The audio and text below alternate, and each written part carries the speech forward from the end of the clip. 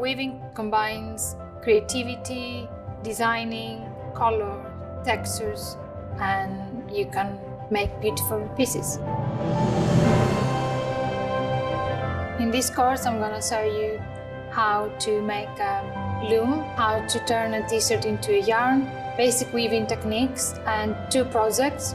One's going to be a t-shirt rug, and the other one's going to be a circular placemat. So I'm using the strings and I'm going under the even, and you're making a small curve, and you beat it down with your fork. That's it.